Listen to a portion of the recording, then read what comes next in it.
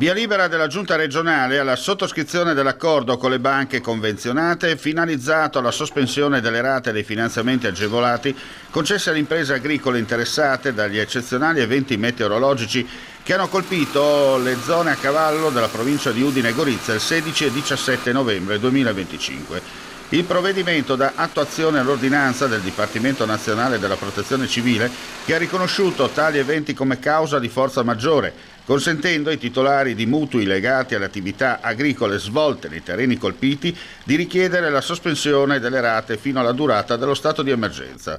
L'accordo riguarderà i finanziamenti erogati attraverso il Fondo di rotazione regionale per il settore agricolo e consentirà la sospensione delle rate in scadenza al 30 giugno e al 31 dicembre 2026, con il conseguente slittamento dei piani di ammortamento per un periodo corrispondente alla sospensione concessa. È stata una delle cose che abbiamo chiesto già da subito dopo l'evento catastrofale. Chiaramente c'erano i tempi tecnici che la Regione aveva necessità per mettere in atto questa agevolazione, che sicuramente è veramente utile. Ancora una volta la Regione, soprattutto l'assessorato all'agricoltura, risponde alle esigenze del comparto e dimostra grande vicinanza.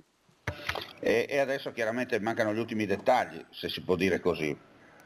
Sì, no, io penso che poi era impossibile attivarla già da subito, si aveva chiesto già ad esempio per le scadenze di dicembre 2025, però chiaramente c'è tutta una serie di documentazioni e iter da rispettare e devo dire che aver fatto per tutto l'anno, quindi per quest'anno dare questo sollievo alle aziende colpite è sicuramente una grande cosa, molto positiva.